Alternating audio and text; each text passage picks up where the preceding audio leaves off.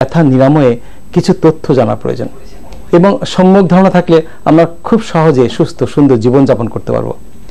আমাদের আজকের প্রসঙ্গ কোমর এবং হাঁটু ব্যথায় অপারেশনবিহীন আধুনিক চিকিৎসা। এই প্রসঙ্গে আজকে কথা বলবো। আমাদের সাথে রয়েছেন একজন সুশিক্ষিত গবেষক, গণ্যমান্য চিকিৎসক, যিনি বাংলাদেশ মেডিকেল কলেজের অঙ্গ সংগঠন উত্তরা মেডিকেল কলেজ হাসপাতালের ফিজিওথেরাপি বিভাগের বিভাগীয় প্রধান ডক্টর মোহাম্মদ আলী। আচ্ছা, ভালো আছেন? জি, পরিচিত হলেন। দর্শক কথা বলবেন, প্রশ্ন করবেন আলোচনা ফাঁকে ফাঁকে, তবে নাম পরিচয় বলবেন, সংক্ষেপে সমস্যা কথা বলবেন। তবে একটি কথা, টিভি সেটের ভলিউমটি কমিয়ে কথা বলতে পারলে ভালো হয়। চলুন আর সময়ক্ষেপণ করবেন, আমরা আসি। ডক্টর মোহাম্মদ আলী, আপনার অনেক পরিচিতি উত্তরাতে, অন্তত ফিজিওথেরাপির কষ্টে যারা থাকেন, অর্থাৎ ব্যথা কমছে না এবং নানা সমস্যা নিয়ে আজকে আমরা কথা বলবো। শুধু ফিজিওথেরাপির বিষয় না, আরো আনুষঙ্গিক অনেক তথ্য রয়েছে, বিস্তারিত আমরা আলোচনা করবো। একটি প্রসঙ্গে আসি, কম্পিউটারে কাজ করেন অনেকেই, বাসায়ও এমনকি স্টুডেন্টরাও কম্পিউটার কাজ করে, তাদের কোনোই অসুখ নাই। তারা বলেন ঘাড়ে ব্যথা, কেউ বলেন কোমর ব্যথা, তারা কোনো ভারী কাজ বহন করেননি। কেন এই সমস্যা? আসলে সেডেন্টারি ওয়ার্কার যারা কায়িক পরিশ্রম করেন না, হ্যাঁ, শারীরিক পরিশ্রম কম করেন, তাদের ব্যথার কিন্তু প্রবণতা অনেক বেশি। তারপর আর স্পেসিফিক্যালি বললে, আপনি যেটা বললেন যে যারা কম্পিউটার ব্যবহার করেন, দেখবেন যে অনেকেই বিছানায় শুয়ে কম্পিউটার ব্যবহার করছেন, উপর হয়ে শুয়ে কম্পিউটারটা ব্যবহার করছেন। তো তখন তার কোনো মাসলে টান পড়তে পারে, হ্যাঁ, কোনো লিগামেন্টে টান পড়তে পারে, সেখান থেকে ব্যথা হতে পারে। এখন উনি যদি সঠিক নিয়মে, ঠিক কম্পিউটার স্ক্রিনের লেভেলটা ঠিক রেখে যদি কম্পিউটারটা ব্যবহার করেন, দেখা যাবে যে উনি কোনো চিকিৎসা ছাড়াই ভালো হয়ে যাচ্ছেন। হতে পারে এরকম। জি, এটা জানার অভাবে এটা হচ্ছে, এটা মেনে নিচ্ছি। তবে একটি কথা, সকালে ঘুম থেকে উঠতে পিঠে চিম করে একটা ব্যথা হলো, সমস্যা হলো, দর্শক অপেক্ষা আছেন, কথা বলি। জি, শিওর। হ্যালো হ্যালো, আমরা সংযোগ পেলে কথা বলবো। যে কথা বলছিলাম, ঘুম থেকে উঠে হঠাৎ করে পিঠে চিম করে ব্যথা শুরু হয়ে গেল, এটা কি? এখন ঘুম থেকে উঠে আপনি ধরেন ঘুমাচ্ছেন, ঘুমানোর একটা পজিশন, মাসলটা ওইভাবে রিল্যাক্স হয়েছিল সারা রাত্র, তো উঠতে গিয়ে আপনার মাসলটা যদি কোনোভাবে ব্যতিক্রম কোনো কিছু হয়, যদি টান পড়ে, সেখান থেকে ব্যথা হতে পারে।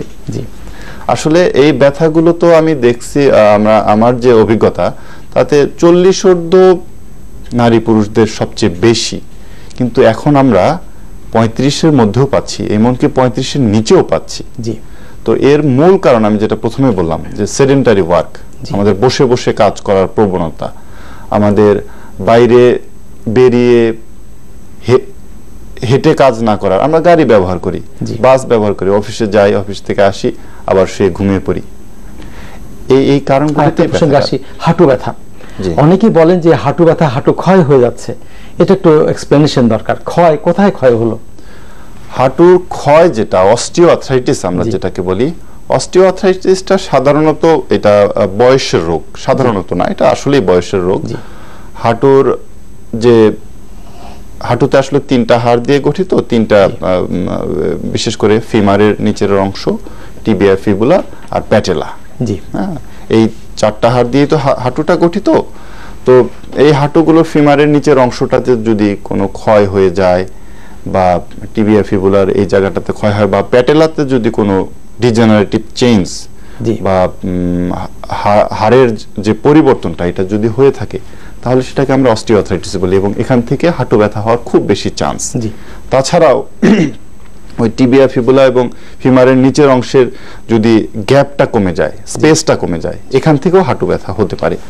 আরো একটা খুব ইম্পর্টেন্ট কারণ, যেটা খুব বেশি ঘটে, অস্টিওআর্থ্রাইটিস হলেও ঘটে, অস্টিওআর্থ্রাইটিস না হলেও এমন হতে পারে, যেটা সাইনোভিয়াল ফ্লুইড থাকে, যেটা গ্রিজের মতো যে পদার্থটা হাঁটুর মধ্যে থাকে, এটার যদি ঘনত্বটা কমে যায় বা এই জায়গাটা যদি শুকিয়ে যায়, তাহলেও হাঁটু ব্যথা। আমরা হাঁটু ব্যথা প্রসঙ্গে একটু গভীরে যেতে চাই। তাহলে আপনি উত্তরা, টঙ্গী ওই অঞ্চলে প্রচুর জনবসতি তাদের সমস্যা, কেউ ঢাকা রাজধানীতে আসতেও কষ্ট হয়, আপনার কাছে ছুটে যায় সবাই। এই হাঁটু প্রসঙ্গে আসে, অনেক প্রসঙ্গে থাকবো। আমরা মনে করি যে হাঁটু যে সমস্যা তৈরি হয়েছে, আপনি হাসনা হেনা পেইন অ্যান্ড প্যারালাইসিস বা ফিজিওথেরাপি রিসার্চ সেন্টারে কাজ করেন এবং এটা আপনারই প্রতিষ্ঠান, আপনার মায়ের নামে প্রতিষ্ঠান, এটা আমার নাম, এবং নিবেদিত কাজ করে যাচ্ছেন এই রিসার্চ সেন্টারে। আমি 2005 সালের 10 ফেব্রুয়ারি থেকে আমি এই কাজ করছি, 12টা বছর হয়ে গেল। আমি অনেক মানুষের সেবা করার সুযোগ পেয়েছি, মানুষ আমাকে সুযোগ দিয়েছে, তো আমি আরো সেবা করতে চাই, মানুষের কাছে পেইন এন্ড ফিজিওথেরাপি যে রিসার্চ সেন্টার রয়েছে, হাঁটুতে আইপিএম স্পেশাল কি পদ্ধতিতে একটু ভালো করা যায়, এই তথ্যগুলো জানতে চাই। হ্যাঁ, আইপিএম যেটা আপনি বললেন খুব ভালো একটা টার্ম, ইন্টিগ্রেটেড পেইন ম্যানেজমেন্ট। হ্যাঁ, ইন্টিগ্রেটেড পেইন ম্যানেজমেন্ট বলতে এরকম কিছু না যে অনেক ধরনের চিকিৎসা। জি হ্যাঁ, এটা কি ধরনের তার সমস্যা এইটা বুঝে সময় উপযোগী চিকিৎসা। যেমন ধরেন একজন অস্টিওআর্থ্রাইটিসের জন্য আমার কাছে আসলেন হাঁটু ব্যথা নিয়ে, আমি এক্সরে করে দেখলাম যে তার এটা অস্টিওআর্থ্রাইটিস বা হাঁটুর ক্ষয়। হাঁটুর ক্ষয় হলে আমাকে ধরে রাখতে হবে যেখানে সাইনোভিয়াল ফ্লুইডেরও আপনার ডেফিসিয়েন্সি হতে পারে বা সাইনোভিয়াল ফ্লুইডটা শুকিয়ে যেতে পারে। তো এখন অনেক ভালো ভালো ওষুধ আছে যেটা সাইনোভিয়াল ফ্লুইডের রিপ্লেসমেন্ট হতে পারে বা বুস্ট আপ করতে পারে। দর্শক ফোন অপেক্ষা আছেন, কথা বলি। হ্যালো হ্যালো, ওয়ালাইকুম সালাম, কে বলছেন, কোথা থেকে বলছেন? স্যার আমি দুবাই থেকে বলছি। জি, প্রশ্ন। স্যার আমার কোমরে অনেক সমস্যা, আমার বয়স 29, ঠিক আছে, 1 বছর যাবত কোমর থেকে আমার বাম হাতে এখন অনেক সমস্যা, বাম সাইডে আমি শুতে পারি না। আচ্ছা, আমি এখানে এমআরআই করেছি, এমআরআই বলতে আমার চিকিৎসা হাড় ক্ষয়ে গেছে। জি, এখন এখানে চিকিৎসাটা ভালো না, এখন আমি কি করলাম সুস্থ। আপনি কি কাজ করেন ওখানে, কি কাজ করেন, কি কাজ করেন দুবাইতে আপনি?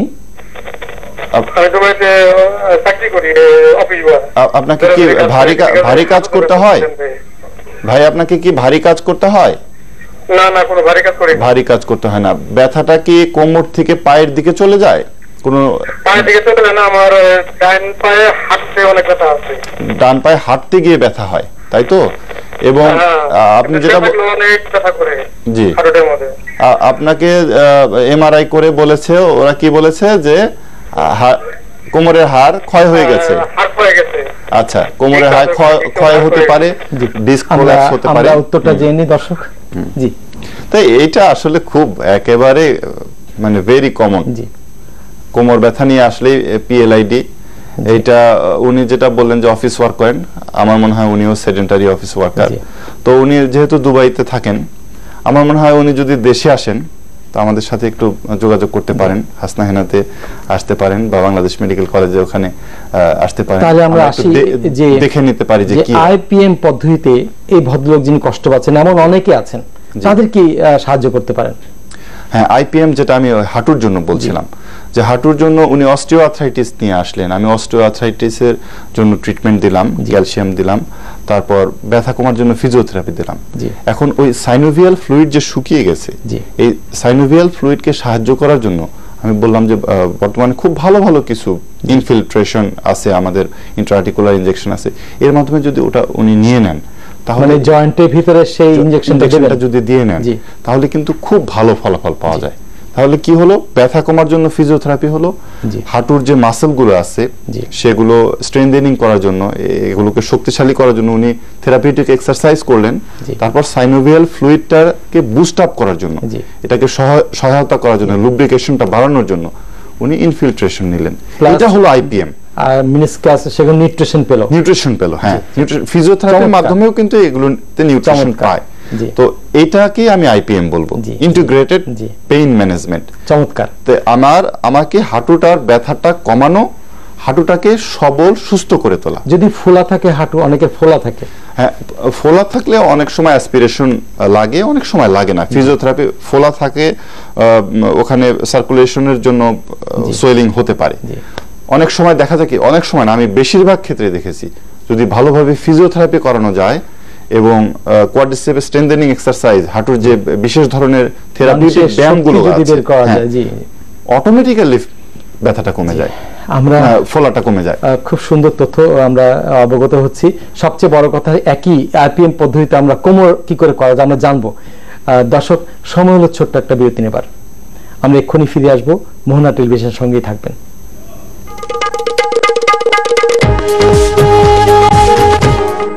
Marks medical college and hospital 350 শয্যা বিশিষ্ট একটি পূর্ণাঙ্গ হসপিটাল। আমাদের রয়েছে সহানুভূতিশীল ইমার্জেন্সি, সুন্দর পরিবেশে পারিবারিক সেবা, সর্বাধুনিক প্রযুক্তি সম্বলিত ডায়াগনস্টিক সেন্টার, সুসজ্জিত কেবিন। আমরাই একমাত্র পূর্ণাঙ্গ হেলথ কেয়ার গ্রুপ, কারণ আমাদের রয়েছে marks medical college and dental unit, marks institute of medical technology. এমন অসংখ্য রোগীর পাশে এসে দাঁড়াবো এই বিশ্বাস নিয়ে তৈরি হচ্ছি আমরা ভবিষ্যতের ডাক্তারেরা। এছাড়াও রয়েছে অভিজ্ঞ সার্জনের তত্ত্বাবধানে আন্তর্জাতিক মানের তিনটি অপারেশন থিয়েটার, নির্ভরশীল আইসিইউ, সিসিইউ এবং ডায়াবেটিস সেন্টার। রয়েছে আপনার সাধ্যের মধ্যে লাইফ সাপোর্ট ও হেমোডায়ালাইসিসের মতো চিকিৎসা। মার্কস একটি পরিবার, আমরা বিশ্বাস করি সম্পর্কে। এখানে প্রতিটা পেশেন্ট আমাদের ব্রাদার, আমাদের সিস্টার, আমাদের নেইবার এবং আমাদের রিলেটিভের মতো। আমরা স্বল্প মূল্যে সঠিক ট্রিটমেন্ট দিয়ে প্রতিটি পেশেন্টের পাশে থাকতে চাই। Marks medical college and hospital, আপনার হসপিটাল। নিশ্চিন্তে আসুন, সেবা নিন।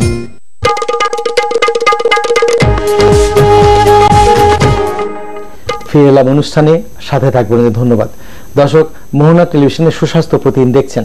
আমাদের এভাবেই প্রতিদিন আমরা এই সময়ে বিভিন্ন স্বাস্থ্য বিষয়ক অনুষ্ঠান করে থাকি, নানা প্রসঙ্গে আলোচনা থাকে। আপনারা আমাদের সাথে থাকবেন এবং প্রশ্ন করবেন, জানতে চেষ্টা করবেন। জানলে কিন্তু পথ খুলে যায় সবার জন্য। আমরা আলোচনা করছি ডক্টর মোহাম্মদ আলী, যিনি বিশিষ্ট ফিজিওথেরাপি স্পেশালিস্ট। আমরা আজকে কথা বলছি কোমর এবং হাঁটু ব্যথায় অপারেশন বিনা আধুনিক চিকিৎসা। আমরা আসি কোমরের ব্যথা। আমরা আইপিএম পদ্ধতিতে কি বিশেষ সহযোগিতা রোগী করতে পারি? হ্যাঁ, আমি যেটা বলছি, যার জন্য যে চিকিৎসাটা প্রয়োজন, যেমন ধরেন একজন রোগী, উনি কোমর ব্যথায় ভুগছেন, উনি সাধারণ ফিজিওথেরাপি নিচ্ছেন, ব্যায়াম করছেন, ভালো হচ্ছেন না। তো আমাকে বুঝতে হবে, আমাকে বের করতে হবে কেন ভালো হচ্ছেন না। হয়তোবা ওনার শোয়ার অভ্যাসে বা উনি যে ডেস্কে বসে কাজ করেন সেখানে কোনো ধরনের অসুবিধা থাকতে পারে। উনি হয়তোবা ফোমের বিছানা ব্যবহার করেন বা জাজিমের উঁচু নিচু বিছানা ব্যবহার করেন। উনি যদি এটা অ্যাভয়েড করতে পারেন তাহলে হয়তোবা তার ব্যথাটা চলে যাবে। তো এটাকে আইপিএমকে আমি বলবো কন্টেম্পোরারি ট্রিটমেন্ট, মানে সমসাময়িক চিকিৎসা। এটা হলো যার জন্য যেটা প্রযোজ্য, এবং রোগীরাও সেটা চায়। রোগীরা সেটা চায়। আপনি খুব ছোট্ট জিনিস যদি আপনি রোগীকে ধরিয়ে দিতে পারেন, কারণটা যদি আমি বুঝিয়ে দিতে পারি, তাহলে কিন্তু খুব দ্রুত ব্যথাটা নিয়ন্ত্রণ করে নেওয়া যায়। তবে সব সময় যে খুব দ্রুত সবার ব্যথা ভালো হয়ে যাবে এরকম কিন্তু না।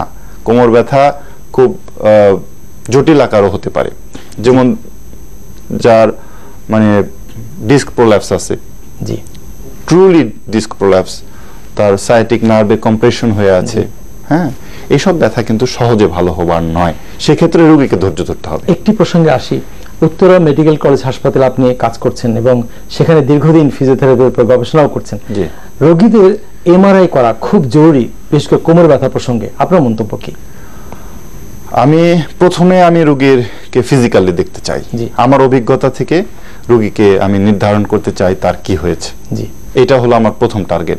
ফিজিক্যালি দেখে যদি আমি মনে করি যে তার এমআরআই লাগবে, কিছু সাইন সিমটম আছে যেগুলো এমআরআই করতে আমাদেরকে বাধ্য করে, সেক্ষেত্রে আমি এমআরআই করতে চাই।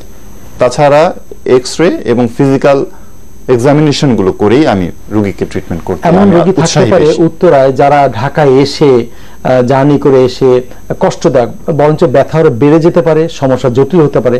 আপনার Hasnahana pain and physiotherapy research centre রয়েছে, সেখানে রোগী যদি ভর্তি করাতে হয় কতদিন রেখে ব্যবস্থা নেন আপনারা?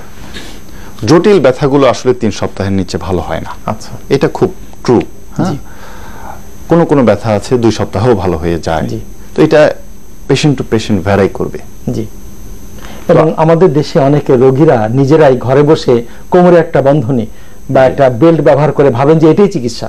আপনার মন্তব্য কি? আমার কাছে কোমরের বন্ধনী একেবারে অপ্রয়োজনীয় একটা বিষয়। জি, একেবারে অপ্রয়োজনীয় বিষয়। আপনি যখন জার্নি করবেন, জি, যদি সমতল রাস্তায় সমান রাস্তায় জার্নি করেন তখনও আপনার কোমরের বন্ধনী দরকার হয় না। দর্শকের সাথে কথা বলি। শিওর। হ্যালো, কে বলছেন? নাম পরিচয় বলুন। আপনার টিভি সেটের ভলিউমটি কমিয়ে মিউট করে দিন টিভিটি। কথা বলুন। জি হ্যাঁ, পরিচয় দিয়ে কথা বলুন। হ্যালো, জি শুনতে পাচ্ছি আপনাকে। জি জি। আমি কুষ্টিয়া থেকে বলছি। জি বলুন। আমার হাঁটুতে, আমি যে মোহনা দিদিতে হাঁটু ব্যথার শুনছি শব্দ, তো হচ্ছে আমার হাঁটুতে। আপনার টিভির ভলিউমটা কমিয়ে দিন। সঠিক না? জি, ব্যথা মানে